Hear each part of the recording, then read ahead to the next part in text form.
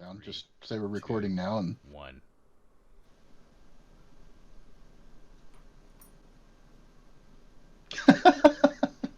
No, I was just. But yeah, I've been doing the 3D printing stuff for a while. What? Just made myself printed myself a headphone stand, actually.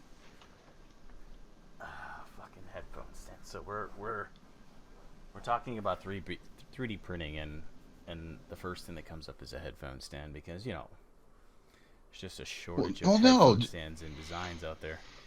well no, I figured I could print one up and yeah.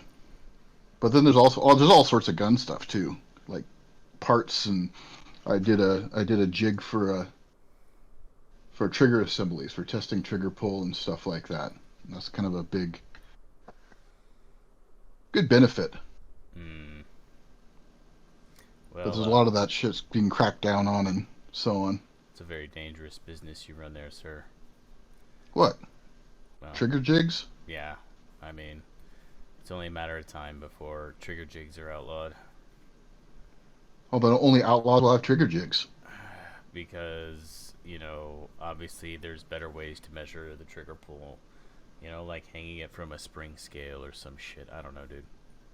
Nah. You do the trigger jig.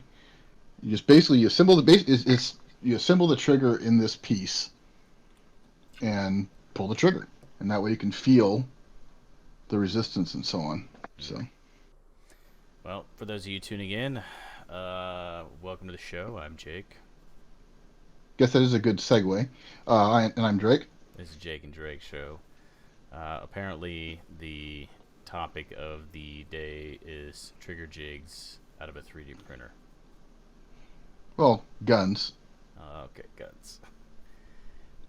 So, the trigger jig, if I'm not mistaken, that's like it's the thing that you clip onto the trigger and the No, rifle. no, no, no. This And is basically you assemble the trigger in this little plastic piece.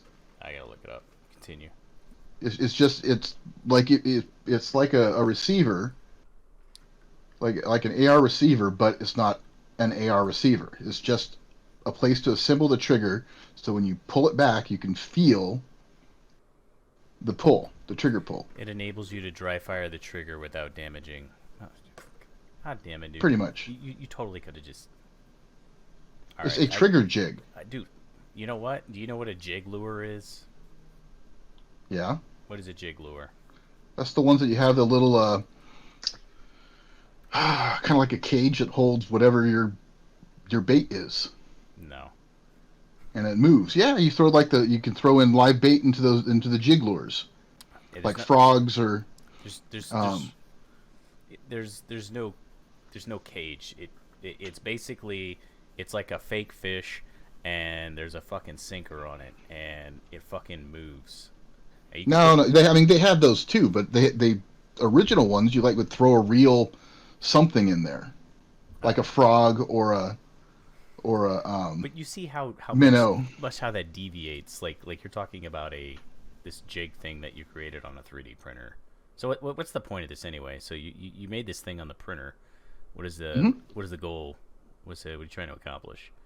Just testing trigger pull on different trigger sets. Hmm.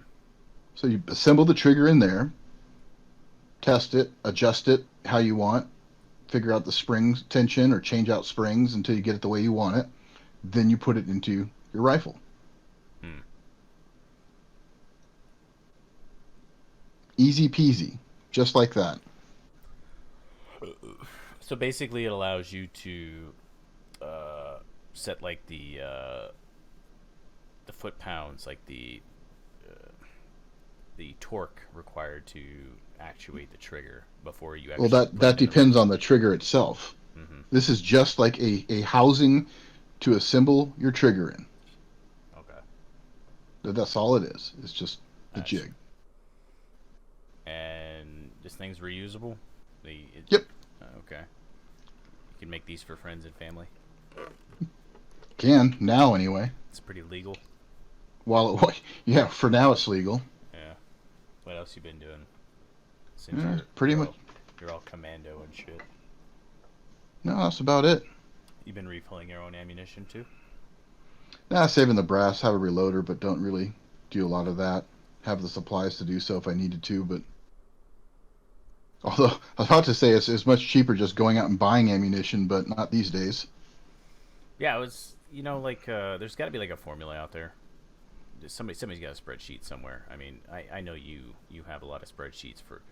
Dude, you've had spreadsheets since the WoW days. I know you got spreadsheets for fucking Division 2. Like, do you have a spreadsheet as to the, you know, Cost breakdown of reloading versus yes.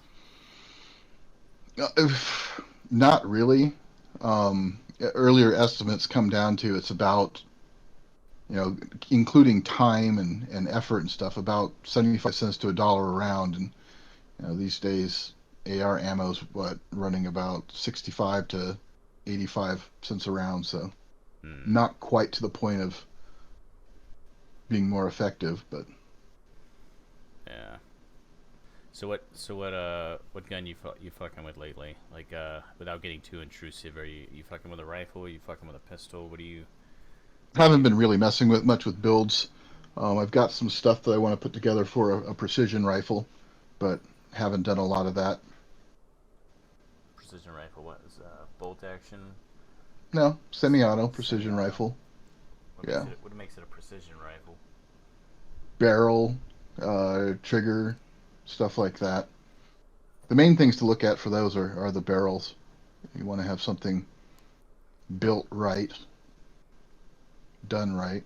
So, What's your but it's also a lot of testing. It's not just you could take three barrels from the same manufacturer and they're going to have different point of impact shift and different kinds of levels of accuracy. Sure. Yeah.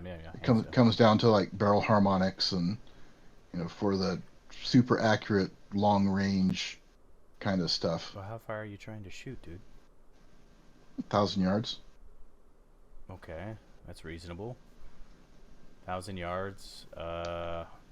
What kind of caliber are you looking at? Probably 6.5 Creedmoor. Ow. It's a good long range round. Still has some decent punch. That sort of thing. Good for And competitions. You can get factory. You can still get factory ammo, and get your barrel. Pick a barrel that's dialed in for factory ammo, and instead of having to develop a round for it. well, so what the little bit I do know about rifle rounds is that like depending on the grain of the round, depends on like the twist rate of the barrel, obviously. So I don't know much about 6.5 because that seems to be like the hot shit for the past 5 years. Everybody's like 6.5, read more, 6.5. I mean personally, like I'm a 308 guy. And I Those do. tumble though after when they get to the point of um, dropping. Let's see, how far was that? I don't know. What about the time they they go transonic, slow down, so they're not breaking the sound barrier. They start to tumble, Hmm. and so you lose a lot of accuracy like that. Oh, I understand So that. you wouldn't want to use something like that for anything more than 100 to 200 yards, maybe two three Really, hundred yards. Yeah. really. Hmm. I do know that, like I said, especially when it comes to the 223, that the grain weight of the bullet is very important depending on, like, so example, if you went out and you bought an AR-15 clone and the barrel twist rate was like a 1 in 9, then you would use this grain for it. And if it was like a 1 in 7, you would use this 1 in 7 twist, you'd use The like the 1 in 7 would be for a heavier round, and wait, no, it's the other way around. it's the other way around. You'd want the lighter round for like the 1 in 7, and then the heavier for the like 1 in 9. Correct. But I really don't know too much about ballistics. I don't have all that free time, and the free time that I do have, I just rather kill people with the digital guns. And I was gonna go to the range today. I was gonna go shoot a couple of my pistols, and one of my buddies got sick, so we didn't go hang out. What a bummer. Yeah, we need to. I need to get to the range again as well. It's just part of me. It just doesn't want to burn the ammo. You know, So it's So do you just do AR refill? Like, I mean, I know you talked about it, but can you do pistol refill as well? 45, Reloading, yeah, 40, 9, yeah. 380. I've got the dies. Well, I don't have. I've got 9 millimeter and 45 dies. Mm. I don't have 40, but I don't have don't shoot 40 at all anyway. Have you shot a 40 though? Yep, I feel not a like fan. I feel like 40. To be honest, I feel like a 40 caliber is a happy medium between the price and performance. Like when you look at like shooting a 9 mil, especially if you have like a nice double single pistol, you could be at the range all day. It's not a lot of money, but then you really want to feel the power of like a 45 or something like that. Like, but I mean, what are we talking like a box of 50 is like $50. So you're looking at like, No, yeah, no. well, I mean, it depends, right? So For one that 45, no, dude. I can still pick them up for now actually, probably about $20. actually, I lied. The last time I picked up 45, it was 30 something before tax. Okay, so you're looking at about a little bit over 50 cents around. But then when you pick up a box of like 40, like you're getting almost 9 mil price, but you're getting a little bit more power than actual 9 mil. My only regret with the 40 that I had was that it was a double action trigger, and you can only shoot that thing for like 3 mags, and you just had to, because it's just a hard trigger pull every fucking time. Now maybe if I had a trigger jig or whatever the fuck you called it, maybe if I knew how to fucking work it right, I could put it in there and adjust like the tension on the spring or something like that. That's right, something like that. There's all sorts of stuff. Yeah. Mm.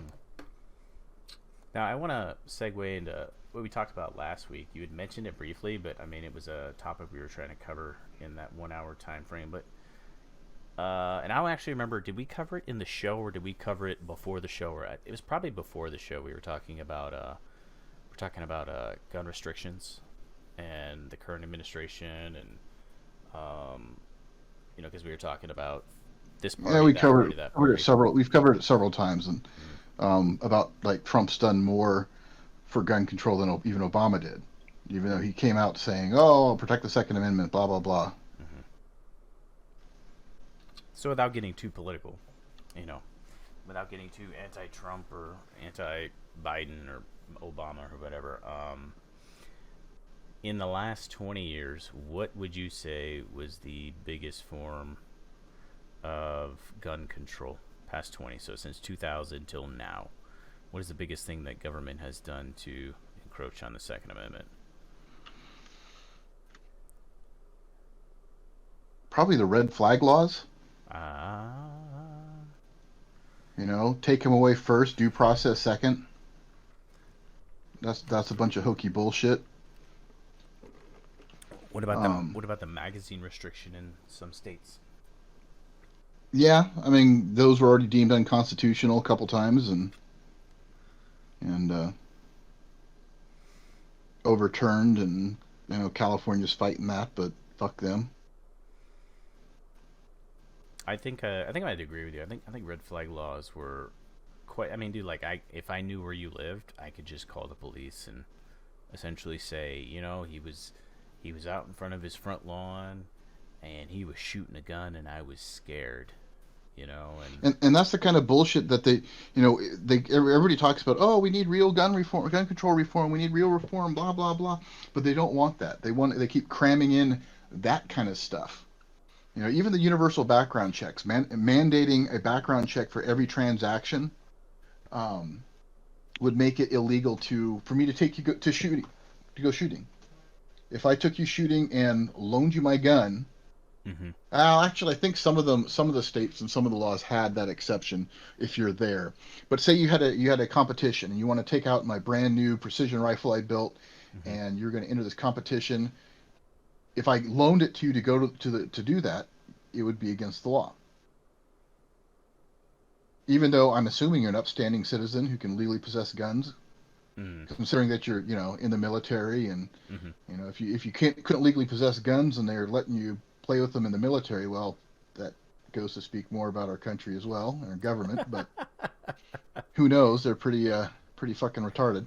Yeah. Um, and when I say retarded, I mean that I think that they are mentally disabled in their thinking, not as a uh, slur Well, against. you're trying to be PC. I think we all get it. Good. I'll ask you though, like so, barring the red flag law, but so normally what happens, right? You go and you buy these parts, right? Now some of these parts that you buy for this precision rifle you're making, I guess we could just make it simple and say you bought the rifle. Okay, so let's not get Okay. it. You bought the rifle. You got to fill out some paperwork. I think you got to fill a front and back form out, and you got to answer the question. 4473. Yep. Yep, front and back, and you got to provide a social, provide your full name. You got to provide your driver's license or your military ID when you turn in the form. They ask you questions like if you're a felon, have you ever beaten your wife or your lover, and they ask you if there's any other reason you shouldn't be able to hold, possess a firearm. And I think somewhere in there, there's like something you sign that essentially you swear or affirm that everything on this form is to the best of your knowledge, right? Yep. And essentially, you're submitting yourself to a background check to a particular weapon you're purchasing. So I think, do they actually list? So if I was buying a shotgun, or if I was buying a pistol, do they actually put that It on? goes on that paperwork. Yeah. Yeah. So essentially, there it goes up to somewhere, and it says, "Hey, Darian is looking to purchase this weapon." And what's weird is like states like I think California is one of them. You were from there. It's like 3 days, right? It's like 3 days. Uh, to process the background check, I Yeah. think it's 15 days in California, or to No. I there's like you have the waiting period right. The waiting there. period. Okay, so I tell you the last one, two, three, last three firearms that I purchased that I can remember. I it was within what, an hour? I don't know what's it like in Idaho, within an hour. The first gun I bought once I had moved to Idaho, I did when I was on the phone with a friend of mine in California, and he was complaining about, oh yeah, I just finally bought this, but I gotta wait now. It's gonna be 2 weeks, blah blah blah. Or he had bought it a couple days prior, like 'cause he had like had to wait till the next week to pick before he could pick it up. Mm-hmm. And I had seen this gun, was already interested, thinking about buying it, had already called them back to ask about a couple little details and priced it out, figured it was a good deal. I went back there on the phone with him, filled out the 4473 on the phone with him, processed electronically, and was out in about 15 minutes. They Mm-hmm. did my background check. The background checks are relatively instant. Yes.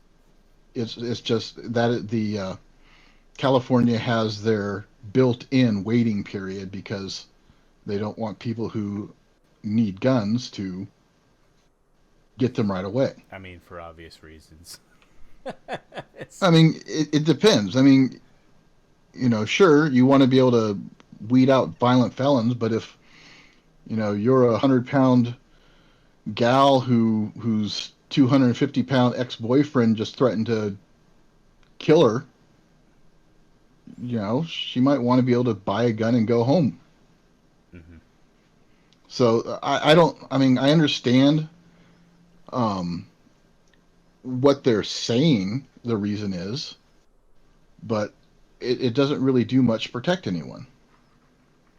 See, like, I'm glad you brought that up because I was actually trying to make a funny about just how terrible the policies there are in general and why someone could have, California. yeah, why someone could have a million reasons to go buy a gun and find out where the governor lives or somebody. Not that I'm not advocating that, but I'm just saying people could because I live in Texas. But, there's a lot of people like you, and I don't say this condescendingly, but there's a lot of people like you and you're a contextualist. You read the Constitution, and to you it's verbatim, and it's not an artifact. It is a living document, right? Which I wholeheartedly agree. Um, I'll give you a minute to give your spill on that, and then I'm gonna ask you a question. All right? Oh, what's my spill? I Well, mean, well, you were gonna. I assume you were gonna break down the Constitution for me, uh, line well, by there's no line. real need to. It's there, and the Constitution isn't a living document. I mean, yes, it can. There's mechanisms in it to make changes and uh, through the amendment process. but that's our founding document that is really to limit what the government is supposed to be allowed to do. Right. Based on the fact that everything in the Constitution is a God given right, and the sole purpose of our government is to protect our God given rights. I think some people have it confused sometimes. They just think that, the government gives. No, these rights were given by God or whatever Or deity. nature, or just Sure. Right. being, just Right. existence. Existence, yes. And the Your government. your yeah, the government, the like the amendments in the Bill of Rights isn't about what the government is saying you're allowed to do. It's about what the government, these are your natural rights, and what the government is not allowed to infringe upon. Correct. And people keep getting that mixed up.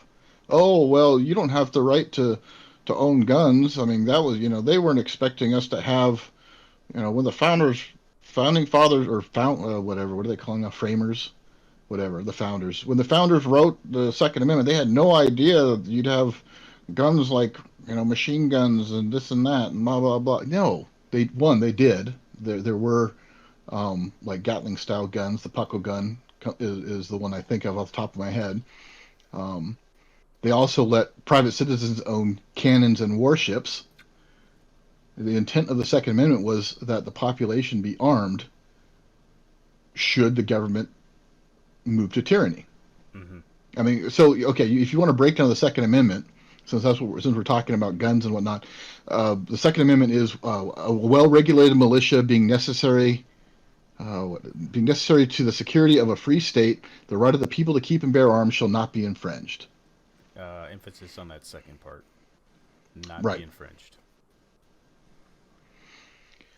So a lot of people say, "Oh, well, it says well-regulated." Well, it does, but the phrase "well-regulated" was very common in use um, at the time, and not referring to government regulations. It was referring to keeping things in working order. Something that was well regulated was calibrated correctly, kept in good working order, functioning properly, that sort of thing.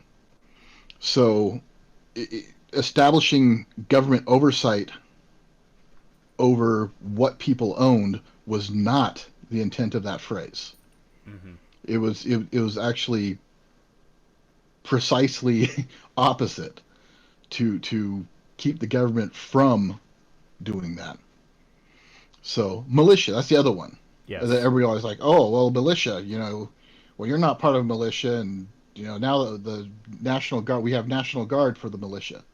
Well, no, and there's numerous founders quotes um, about militia, but specifically in the U.S. Code, I have to look it up. Let's Hold not on. get to. Oh, okay. No, You. specifically, the militia consists of all able-bodied males at least 17 years of age Mm-hmm. and under 45 years of age, I believe. Um, and I believe it was amended to for female citizens as well in the 60s, I want to say. Well, But I there, think and it that. breaks down. Go ahead. Go ahead. No, and then it breaks down the classes of the militia, which are organized militia, which is the National Guard, and Coast Guard, stuff like that, and the unorganized militia, which is people not in those. So you, as a citizen, are a member of the unorganized militia, Mm-hmm. being an able-bodied, at least I assume, male of at least 17 years of age and under 45. Right. So. So you are technically a member of the unorganized. Well, actually, you're technically a member of the army. So, but anyhow, you know what I mean. Yeah. Yeah. Every time is Flag Day, which is June 14th, 1775. That's my militia day. Go Army. So I got a couple questions. So, I guess when I said living document. I didn't. I maybe I misspoke. I didn't mean like something that would be changed. I just meant something that was always relevant. Not up for, I guess, not necessarily up for interpretation, but should be read verbatim. And I guess that's what I mean by like a contextualist, somebody that would read the Constitution and not be like, well, the forefathers probably, or the founders, the framers, they probably, in this day and age, this is what they would have meant, right? What I'm saying is, when you look at it, okay, I tend to look at the Constitution as is. I mean, there's a lot of things that change. Like, obviously, when we're talking about freedom of speech and freedom of the press, and back then, freedom of speech was you standing up on a soapbox in the middle of town, and freedom of press was you printing a newspaper or a publication. But nowadays, freedom of press and freedom of speech is essentially kind of the same, where you're on TV, or you're on the Twitter, or you're on the YouTube, or whatever, right? So when I'm looking at the Second Amendment and I see the right to, bear arms shall not be infringed, I mean, I'm at a standstill, to be honest, because I do think the number one issue is that something bad happens with the gun, right? Something bad, right? Somebody has a gun, and you're in a couple scenarios where one is the guy was batshit crazy, should have never had a gun, somehow got a gun, did something bad. And then you have another one where there was a guy and he was a reasonable guy, and then all of a sudden he just fucking, like, he was never batshit crazy, and then something happened. And of course, could be a girl, a guy or a girl, just fucking a switch flipped, a lover issue or job issue, something happened. And then that good person turned into a bad person. And unfortunately, it was a catastrophic result. And usually the first thing that happens out of either one of those situations is people call for gun control. And politicians who wish to stay in office for obvious reasons, they're quick to do something. And people are like, we don't care. We don't. This is what I feel. I feel like, we don't care. Just do something. And then the government does something. And then those are ignorant citizens. No, I feel you. So in the first situation, we have the people that they've been batshit crazy, because that's happened. There's people that have been batshit crazy, and they still, for some reason, get access to a gun. And the ones that get access to guns, going to the store and buying a gun, and they're batshit crazy. I think the last one, it was wasn't it like a Air Force vet? You remember that one? He was the Air Force vet. I don't recall off the top of my head. Well, he got discharged. He had some kind of mental thing. He got discharged, but the Air Force never put it on his records. And so that guy got discharged, and then I think he got a gun, and he shot up a church. No. I think I remember. It's not that they didn't put on his records. They didn't report that to the FBI or something. There's some breakdown in that with the. Yeah. With with how they reported it, or the lack of reporting. Right. So you have that situation, and then you just have the other situation where maybe the guy was batshit crazy, but I was batshit crazy, but you lent me your awesome hunting rifle, and so I'm guessing. I guess what I'm asking you is because I'm looking for a little bit of input here. Is so when we're talking about not infringing, the framers never put anything in there about people that were just dangerous people, like overtly dangerous people, right? So how do you feel that fits into the Second Amendment? We're talking about people that obviously, I mean, if they could stab you, they would stab you. If they could poison you, if they could run you over, but maybe it's more efficient for them to get their hands on a gun and kill you. If they are mentally defective in that sense, where they are actively trying to take lives, then why are they walking the street? It's interesting. And that's the other thing. Everybody's making a big deal about restoring felons voting rights and stuff. That's great. If they've done their time, they're not on parole, not on probation, whatever, or not probation's fine, but not on parole, like still serving out their sentence Hmm. outside, they should have their voting rights restored, as well as all of their rights. They have done their time and should have their rights restored, and that includes their Second Amendment right. So as long, I mean, in this case, you're saying as long as the parole term has been served, like not once they get out, they get all their rights, but once the Right, parole. correct. Okay. And I mean, and same thing goes with the voting ones. I absolutely agree that they should have their voting rights restored. If they are going to be working in society and subject to theft from the IRS like the rest of us, they should have their rights. Now, that was an interesting topic, but the first one, the first thing you said before the felons, actually, that was a little bit insight there. So, how are they still walking the streets? That is a good question. So, in this situation, it's more of a question on identifying people that have some kind of mental disability.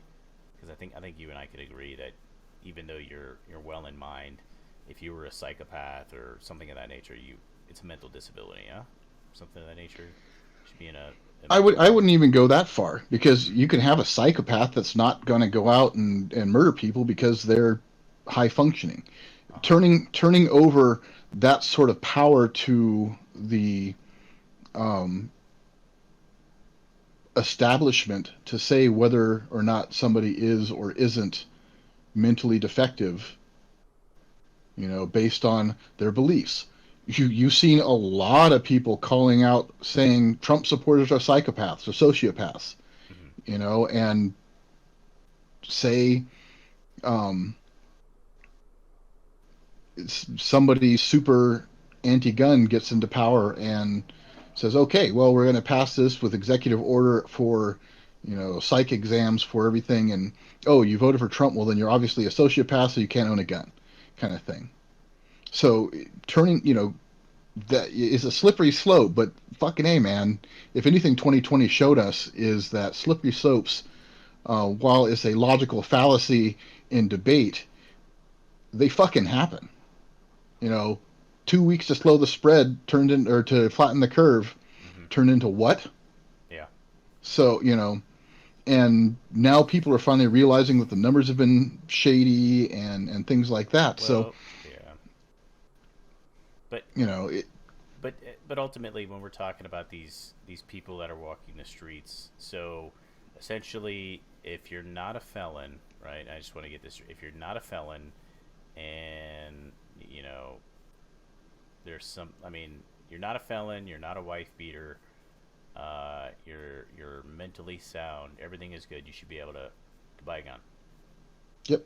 Okay. Well, on a 4473, they ask you about illegal drugs as well and things like that. So drug users, even if you're in a state that legally allows it, Mm-hmm. it and I, if I remember, the 4473 even says that, points out, even if you're in a state that allows it, you can't be a pot smoker. So, Really? No, it yep, doesn't. No. What is the form called? 4473, I'm gonna look ATF up 4473. ATF 4470. I'm gonna look this form up later after the show. So if I lived in a state, if I lived in Colorado where I could recreationally smoke marijuana, I cannot buy a firearm. Technically, no. I mean, technically, what do you Because mean? if you answer honestly on the, well, yeah, if you answer honestly on the form, no.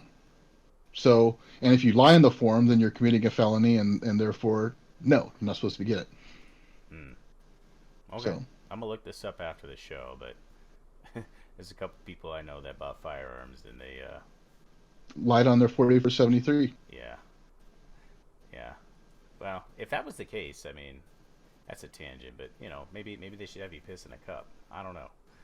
But then again, not every firearm shop is equipped to have someone piss in a cup. But But uh, that's the kind of thing that they're trying to do. They talk about voter suppression because you have to stand in a fucking line. Well, all these hurdles and things like that are other ways of infringing on rights. mm-hmm. NFA devices, suppressors. A suppressor is just a a suppressor is not like the movies, man. It doesn't make things like a sneeze, like you see on TV. It brings the report down to hearing safe levels. They only drop about 30 decibels. So, and it's still fucking loud. Even when I shoot with suppressors, I wear hearing protection because repeated exposure to even suppressed firearms can cause hearing damage. Hmm. So it's not. Anyhow, the point is, so for something like that, you can, yeah, sure, you can buy a suppressor, but you've got to go through. You got to pay for a $200 tax, which is technically an interstate commerce tax, because that's the only way they could finagle it. And even if it's in state, I know Idaho has a law that if you build that you can legally, if you're legally allowed to own firearms, you could build and sell suppressors that stay within the state. However, I don't know anybody who's willing to be that guinea pig because the feds will still fuck with you. Hmm. I've worked with and talked with ATF agents who've told me that no, it's not something that they're out there looking for somebody with a homemade suppressor. Even specifically about Idaho's law, um, at this well, at a NARC conference, they had the ATF there trying to talk, tout their new system or whatever, and I was there selling cans, and there's we talked about the suppressor laws and whatnot. And I found out a lot of interesting information, which is they don't, they're not going to hunt you down for doing that, but if they're looking at you for something else, they're damn well for sure going to use that against you, and will use that to get a warrant or whatever if they wanted to. Or get as many charges. I mean, Exactly. it's a lot of manpower to go find people with suppressors that don't have licenses for them. But let me ask you. Let me go back to the first situation real quick. So, Well, I want to go off a little bit more about that tax, the NFA tax. well, okay, 1 second. That first scenario that you brought up, where you let me borrow your gun, and you Hmm. assume that I'm a good guy. Um, should that be legal? Should that be illegal? I think it should be legal. But then again, you don't have the capability to screen somebody like the FBI does or the ATF That's does. correct. So who are you to make that judgment call? Who are you to tell me what I can and can't do with my own property? I mean, I agree, but at the same time, like that property has the potential to kill people. So does a car. Hmm. So does a knife. So does a knife. So does I mean, we want to go the way of Britain and start, you know, back, regulating knife sales and shit. Oh no, I agree with you. I am just asking. I just want your honest opinion. Like so, What my opinion on all of it boils down to is any gun law is an infringement. mm-hmm. And you don't think any of the gun laws are necessary? No, There's not one gun law you can think of that you think is necessary. not off the top of my head. No, Okay. All right. the responsible gun owners are still going to be responsible gun owners. Mm-hmm. The criminals are still going to be criminals, Correct. and nothing is going to change except that the lawful people will be able to own the same things that the criminals have without, without legal restrictions. Well, filling out the gun background check was a law. In a way, it's a restriction. I mean, you're not allowed to freely walk into a gun show or a gun shop and walk away with a weapon unless you complete it, which basically registers a specific caliber with a serial number to a social security number, right? And It's officially it is said that it's not a registration. I don't believe that, That but use your brain. I don't believe it either. I don't believe it either. Officially, they say that the records are destroyed, but I don't think any bit of data is destroyed. When it probably, the form itself probably is destroyed, Mm-hmm. but the background check, When it runs through the system, um, it's like a credit history. Every time you have a background check, I'm sure that is noted, what it was for, and the details of it. Right. So it's not necessarily a gun registry, but all that information is still there and available to the government should they ever But in a decide to sense use that, it. I couldn't give you a number, but essentially filling out the 4473, the basically a form that would kind of infringe your rights to possess a firearm, it has stopped, maybe it's either deterred people from attempting to legally purchase a firearm, or it has stopped people that could not from doing so. You know what I mean? How So many? I said I can't give you a number, and we're talking when was this form made? Like in the 70s? Was it in the It's 70s? been a long time, yeah. So that being said, like over 50, almost 50 years, uh, when I ask you, do you think that there's any form of gun control that actually benefits the people? And I'm just asking you again, based off of a 4473, would you change your answer a little bit for that or no? No, No. All right. no. So In moving fact, on. I Go ahead. I believe that yes, like you were saying, that running that check, even though they claim to not keep that information, still hits the system that can be analyzed later to put together a registry should they want to. Mm. And I'm opposed to that. All right. Getting back on track with the suppressors and the taxes. Oh, I don't even remember now. I'm so sorry. See, I am. you always. I didn't want. I really want. All right. I'm sorry. I really. I don't even remember what it was. You were talking about how the taxes, they get around it, calling it interstate commerce taxes, and it's a $200 tax, and all it does is suppress the gunshot to about, you said, No, that I 30%. mean that's for any NFA item. You have to pay that tax, Mm. which is pre-86 machine gun suppressors, so on. So it's the I same don't for remember where I machine was going to go guns. with that. Yep, $200 tax. And what's your take on a machine gun? Should anybody be able to own a machine gun? Absolutely. Why not? Mm. Well, I don't know. I'm asking you. Why should you be able to own a machine gun? Because Because one, they're fun to shoot. Two, the intent of the Second Amendment was for us to have the same type of firearms that the government had. mm, To be able to resist tyranny. And when they say, "Oh, you're never going to be able to fight, the government, with an AR," well, dumbass, take a look at Afghanistan, take a look at Vietnam, take a look at all these, Iraq. Sure, you can go in and level the place with airstrikes, but what's that? What good's that going to accomplish?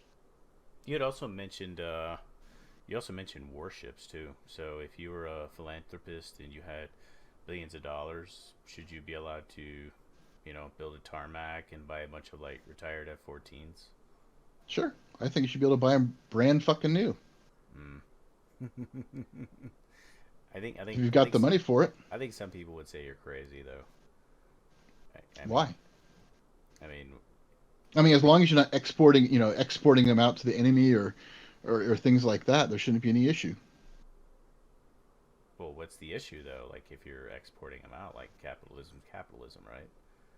If you're sending them to unfriendly nations, so they have these same weapons with which to fight the U.S., our country. Mm.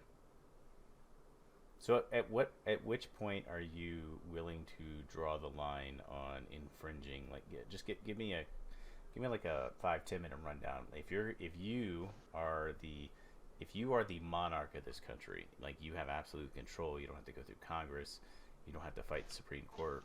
Like, if what you decide is the law, like at what point are you willing to, or are you going to infringe on your citizens' right to bear arms?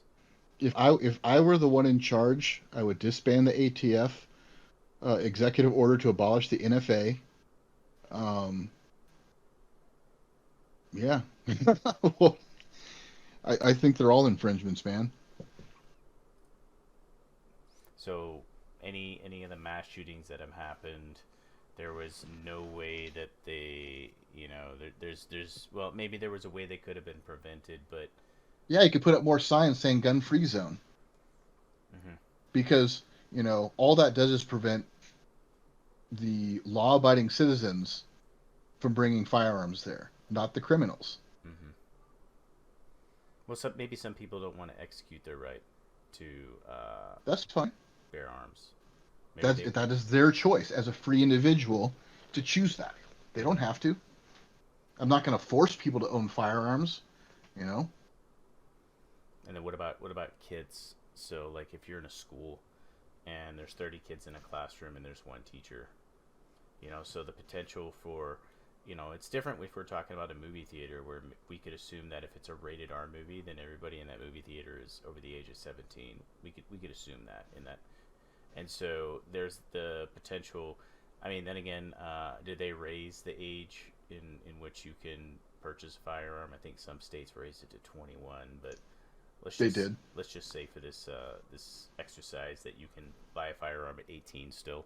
So you're Well, no, because that's a good point though. A valid complaint is that these states are raising those ages to 21, mhm. but they Well, that's also that's the want to lower the voting age to like 16.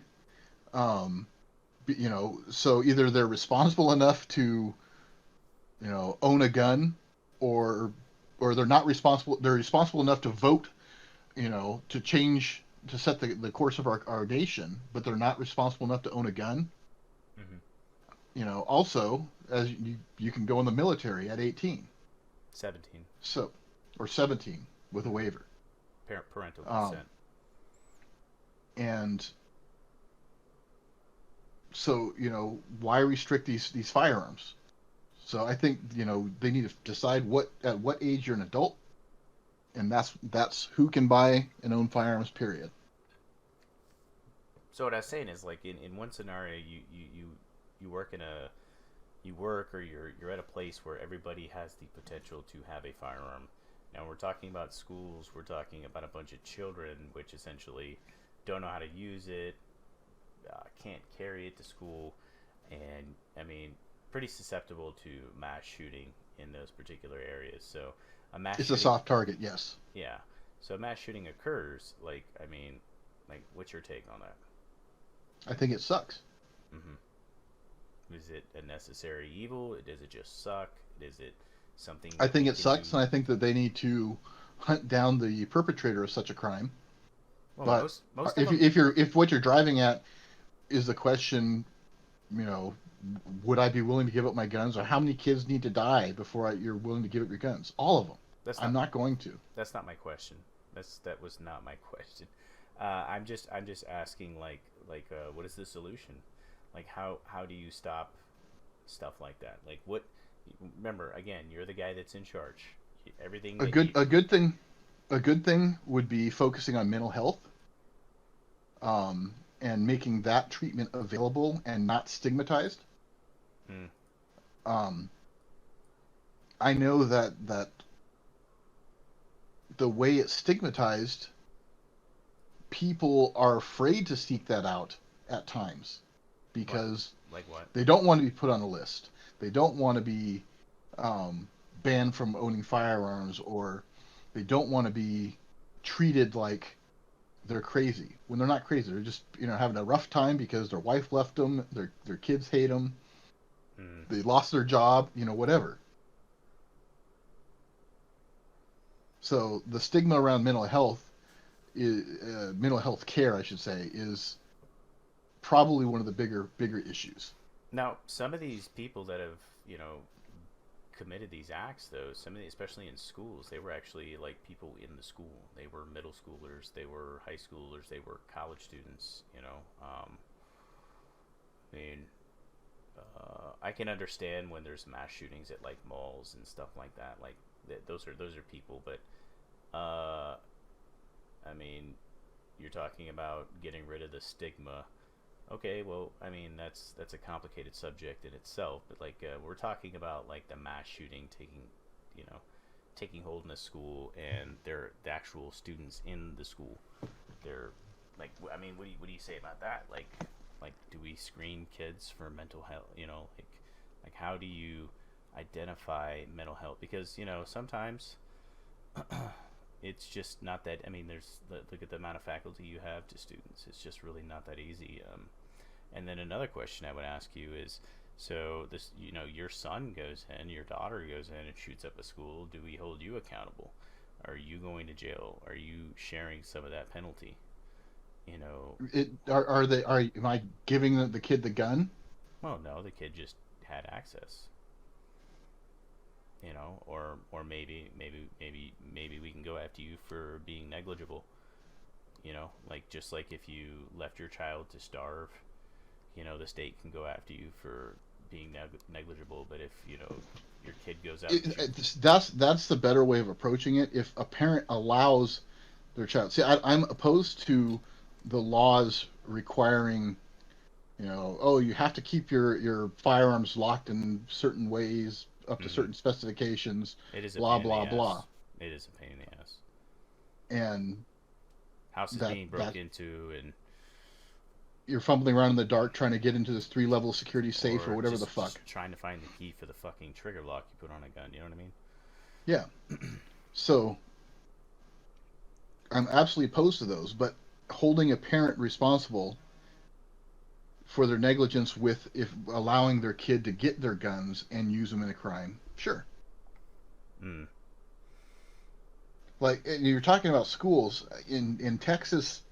I think it was Texas City School District. They're arming their they've got armed officers. They've Mm. got guns on site. So if something happens, they can respond immediately, versus calling and waiting for the police to arrive.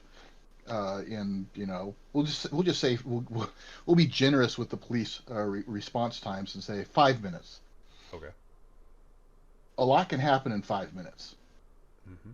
So from the first gunshot to 5 minutes later when the police show up, a lot can go on. And that Texas City School District have firearms on site should that be necessary to respond to protect the kids. So that I think is probably one of the best, in my opinion, directions to go, is allowing the schools to make these decisions and things like that. The parents in the district don't want that. They can vote at their school council meeting, Mm. or the school board meeting, PTA meetings, those sorts of things. Mm-hmm. But having mandates from the federal government, no, that's just wrong. Trump even saying, "Oh, about talking about arming the teachers," that was taken out of context by many who were trying to suggest that he was saying that all teachers are going to have to be armed. No, he was saying that teachers should be allowed to be armed if they were trained and knew how to use the weapons properly, yada yada. Mm. Um, but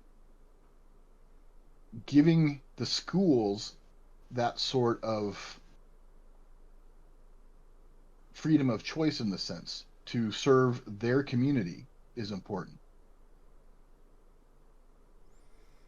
Yeah, I, off the top of my head, I just can tell you that it is a very complicated topic. I am not for one for giving up my rights. Like, I mean, but something bad happens, and usually, if it's not kids getting killed, if something bad happens, a dirty dossier or some dirt comes out on a politician, I don't really jump to conclusions. I just sit back and I listen. But you gotta remember. I mean, these politicians is just do something, and it's like, well, what do you do?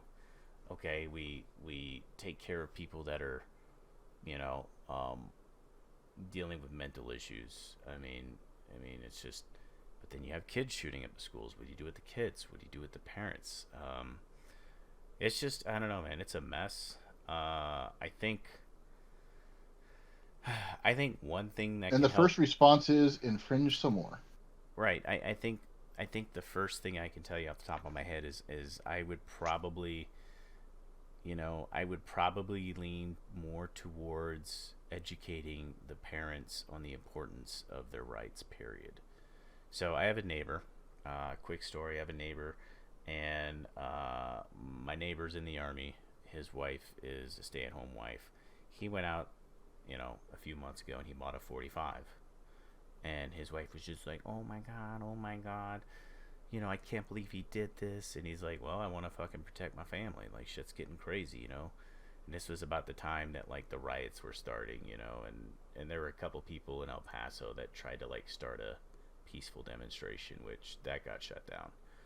But just like I was just like, all right, well, let me make sure my magazines are working. Let me clean my weapons, and they're See, sir, just well regulated.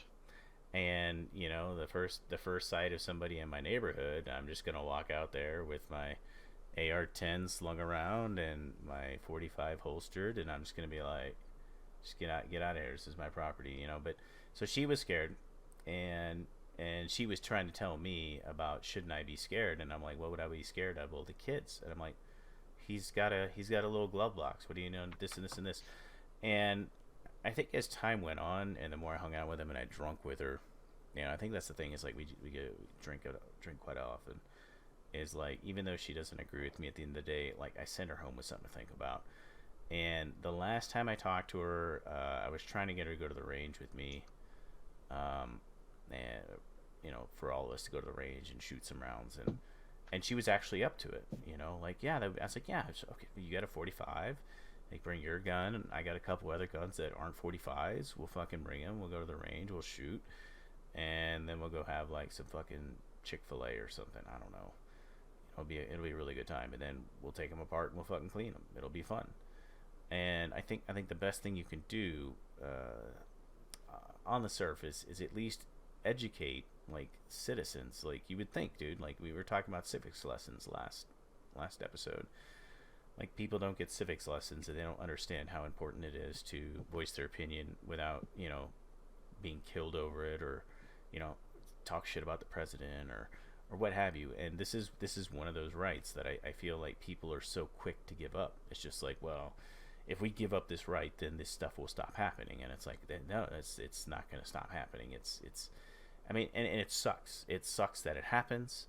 I'm not saying it has to happen, but it happens. You take away people's guns, and next thing you know, there's going to be some asshole that gets in a pickup truck and runs over 80 people in France, where you can't own a gun. And at the end of the day, if somebody really wants to kill somebody, they're going to find a fucking way to kill people. It's just that it's with a gun. And here we are talking about gun control. Thing is, it comes down to, gun control is one of those hot topics like abortion. The political parties don't really want to do anything about it because it is profitable. Anytime something happens, the Republicans go, "Oh, the Democrats want to take all your guns. Send us your money." The Republicans say, "Oh," or the Democrats say, "Oh, the Republicans want your kids to die in school. Send us your money." And they make gobs and gobs of money from the sheep who give it to them. Hmm. What's your take on the NRA? Um, well, I support organizations that are against gun control, so I don't support the NRA. So the NRA is for gun control. The NRA helped pass the National Firearms Act, which is what regulated the machine gun suppressors and yada yada. Um, it's yeah, they're not a they are a pro gun organization, but more pro. They're not an organization I support, and I have not supported them for years because of their stance on suppressors, full automatic firearms, things like that. Now I can get behind you on suppressors because I've heard suppressors in use. So they're but don't you feel like, I mean, honest question, don't you feel like that? I mean, as if everything in politics, a lot of it comes down to compromise. So do you feel like maybe this was a bargaining chip that like the best they could have offered without like the repeal of the Second Amendment period? Like I don't even know. No. I don't even know where the country was back in the '70s. I really don't. I just know that back in the '70s there was a lot of fucking crime. I mean, there was a lot of crime in the big cities. But I am saying, like, I mean, you don't think that the 4473 had anything to do with maybe the government was sitting there like that was on the table for both parties, and they were thinking of getting rid of guns, and you know they're like, well, look, let's They lobby. would never have been able to get rid of guns, and no, it wasn't. The NRA is just another organization that capitalizes off of that uh, for Mm. fundraising. There are a lot better organizations out there who actually support your constitutional rights. Can you give our viewers maybe one or two of those?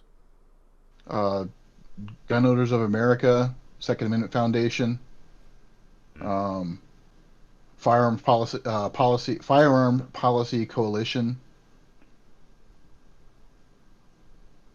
And all these people are up in Washington lobbying for, you know, Mm-hmm. not non. Okay, never heard of them. Never heard of them. Maybe they don't have enough money. That's why I didn't hear about.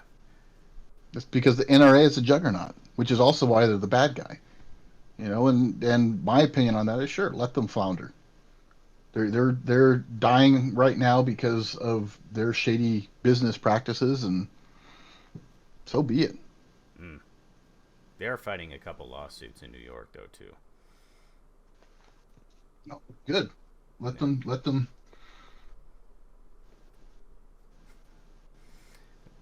So at the end of the day, there's really not much you can do, I guess, aside from what keeping the mentally ill people as Well, far away okay. from. So let's go to. You want to delve into the statistics? All right. Here's the thing. So this is something I pulled up some information. In 2017, there were a total of 39,773 gun deaths in the United States, and that's a rate of 12.21 per 100,000. Included in that number are 23,854 suicides. Mm-hmm. So 7.32 of that 12.21 are from suicide.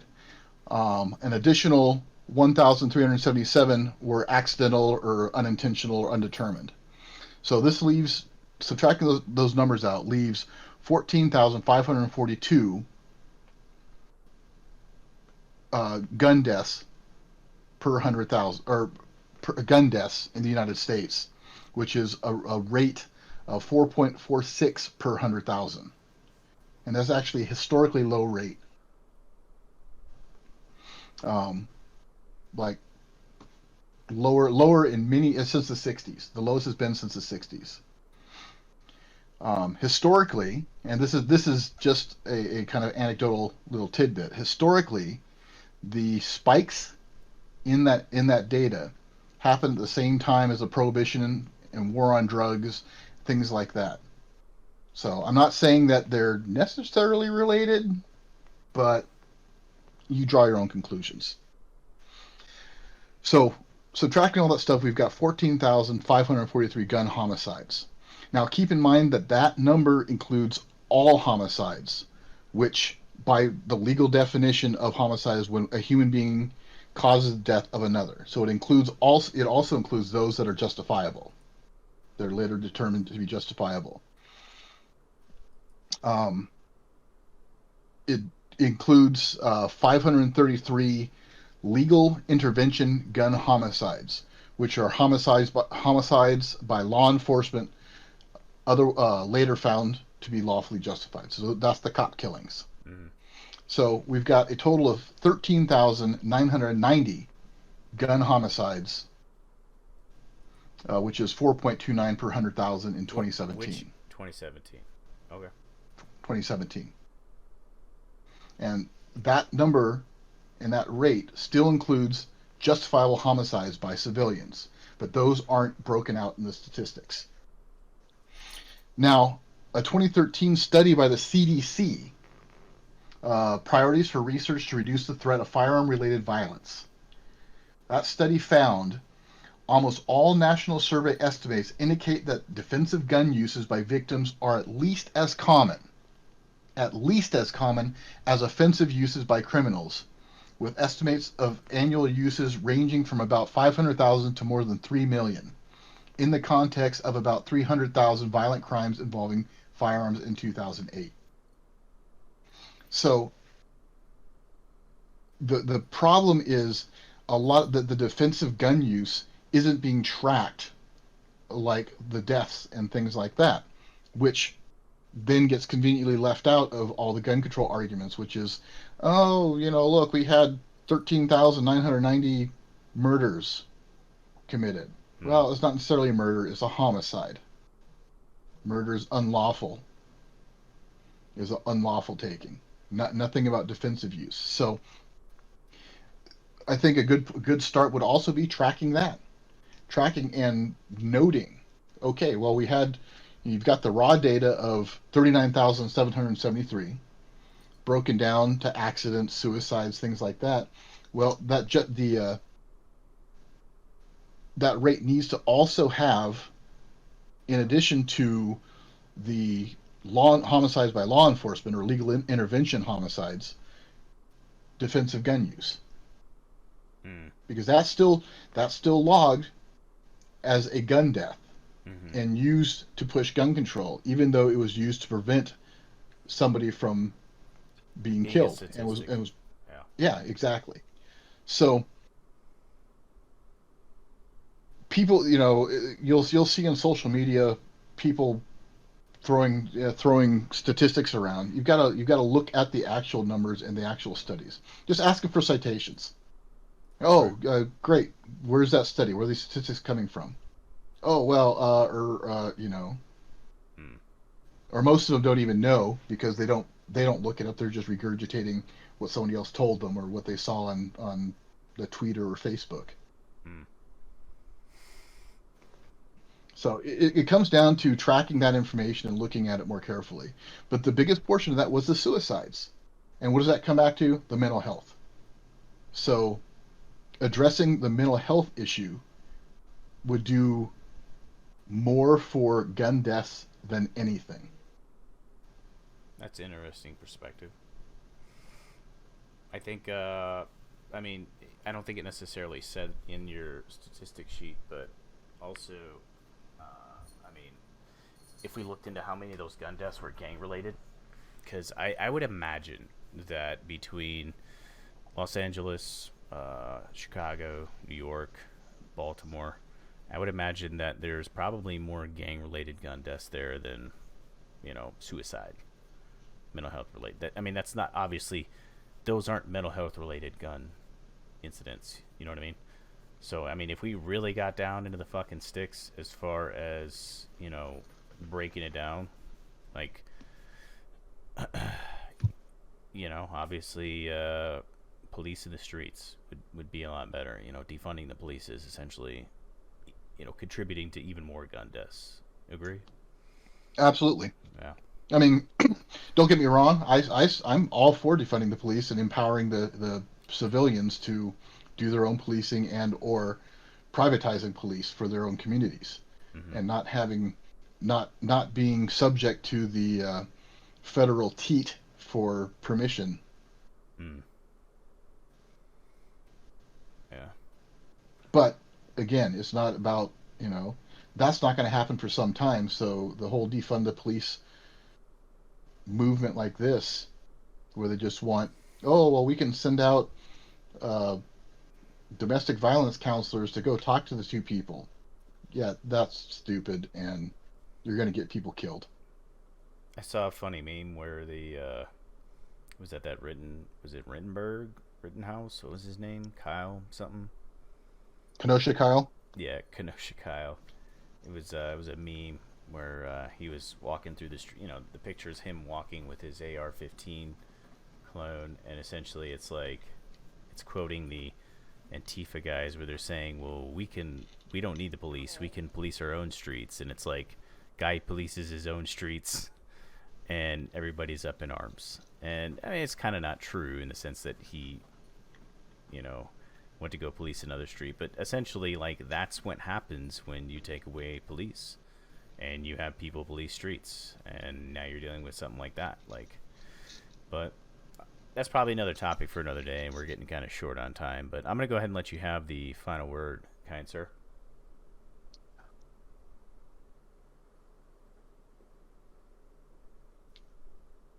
I guess the final word is, you know what?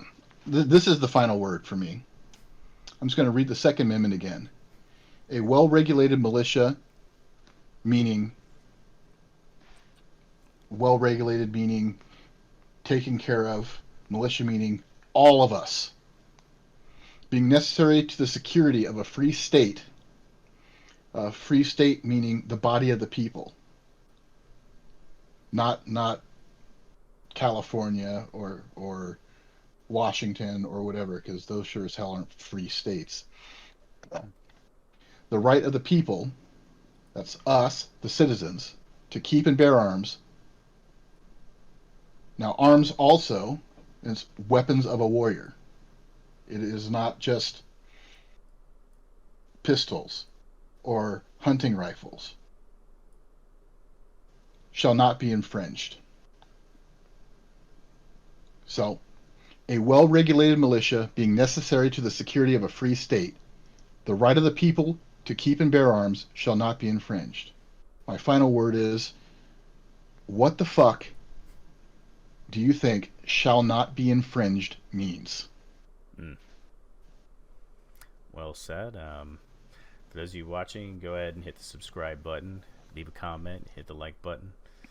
And with that, this will conclude the show. I'm Jake. I'm Drake. And this is the Jake and Drake Show. We'll see y'all next week.